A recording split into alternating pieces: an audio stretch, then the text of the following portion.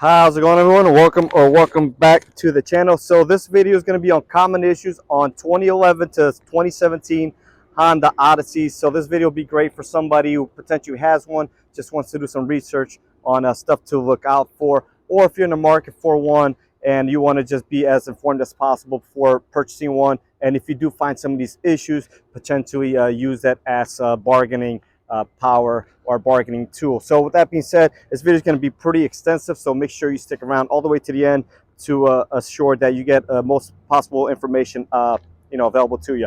So let's get right into it. On 1113 models, there was oil consumption issues, and that was an issue that Honda was notified about and aware about. So they did have a warranty extension on the piston rings on this car, cylinders 1 through 4. So that extension no longer applies to most vehicles, I believe, as it was a 10-year extension, if I recall correctly. But either way, just something to be look out for. So 11 to 13 Odysseys, although with Honda's algorithm and infrequent oil changes, we have seen oil consumptions on other vehicles not affected by that particular recall or service bulletin, excuse me. So just something to look out for. Very easy. Pull out the dipstick.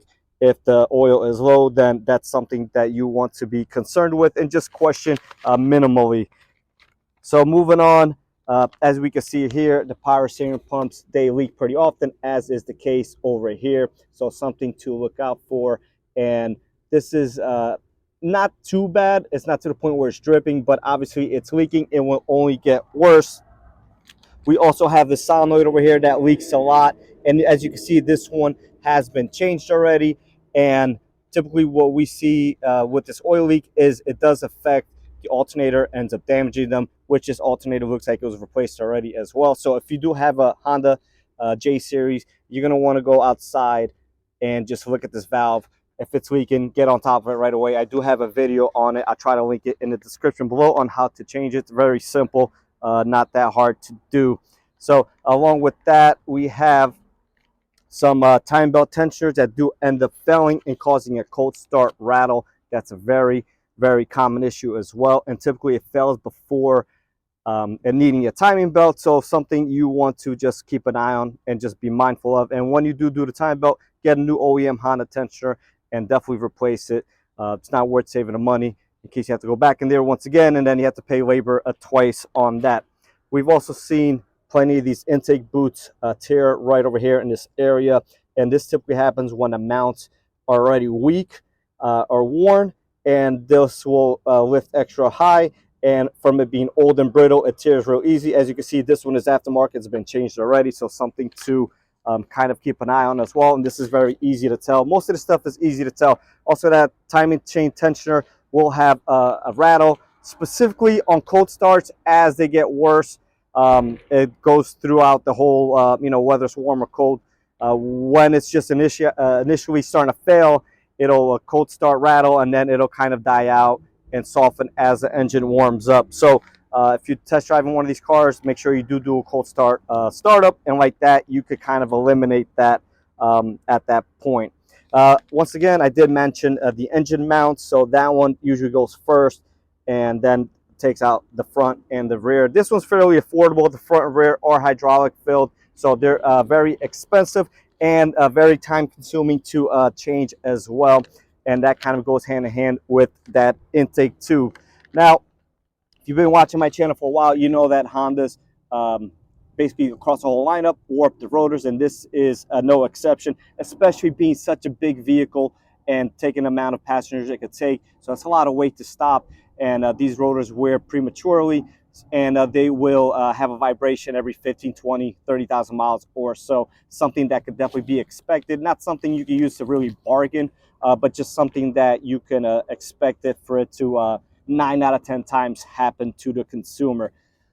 Another common issue is a front stabilizer links, and most people think it ends up being struts, but it's not. It's actual links, and it sounds like a real loud rattling sound over inconsistent asphalt, let's call it, or a road. And we usually when it struts, it'll be over bigger potholes, but there's any unevenness in the asphalt or parking lot typically is the best spot to tell. And you just give them a good shake from underneath, and that will, you know, pinpoint that. Now, it's not a real deal breaker, but if you do hear it, again, you can use that as a bargaining tool, and something very common and something you should be aware about. The rear shocks, same thing, they also leak. Typically, no noise is attributed to that or comes out of them being worn out, but they will leak. Again, a lot of weight goes in the back of these vehicles, and typically they go past the point where they should and blow out the seals. Very common, also not a deal breaker, but you know, something again to look out for. Just take a peek underneath, like so over here, and you could easily tell there's a shock right there with the white mark. That's the bottom of it, and that section will be wet. So again, something to keep an eye on for, and not a deal breaker, not in my opinion, at least. Now, these have sliding doors, which is very common in today's minivans, and the center rollers do go bad pretty often. So typically the door would open and kind of get stuck and close again, or when you're closing it, it'll jam up and bounce back. So that's something that fails on both sides. Now, if you don't get to that immediately or within a reasonable time frame, it ends up damaging the motors, and then you'll have to replace the motor and the center rollers.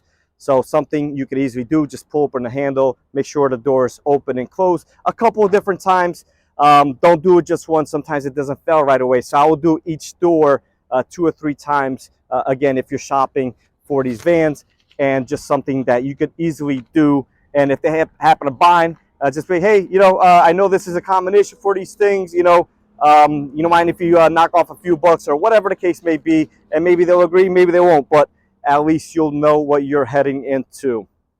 So something again with the common oil leaks is as they get older, the rear main seal tends to start leaking, typically above like 100, 150K or so. Same thing with the timing belt. The oil pump ends up leaking, and it should be addressed at the time of the timing belt.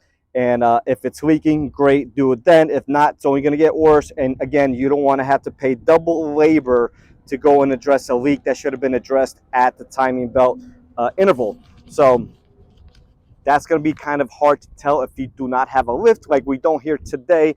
But again, if you're making any decent purchase, you should always, you know, have somebody come and look out for you. Maybe they'll have a jack and take a peek under there real quick, and just kind of pinpoint it that way. But do know that it is a common issue. So chances are, if you're buying it and it has over 100, 120K, 150K, chances are those leaks are there. And it's not going to stop the car or the van from going.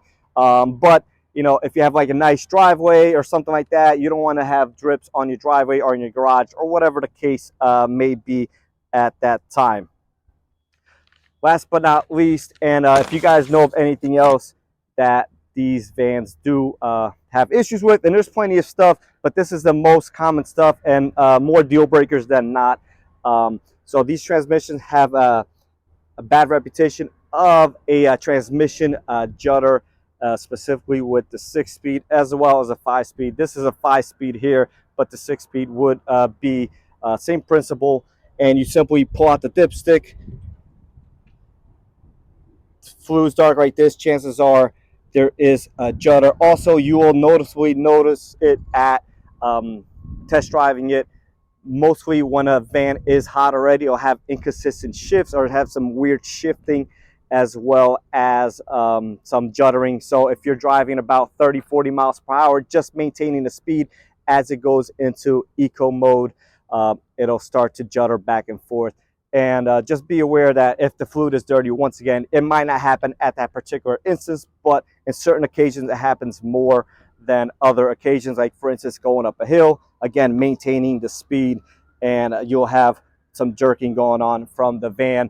And 9 out of 10 times you could save the transmission by doing a 3 times transmission service. I'll apply a link in the description below to that as well.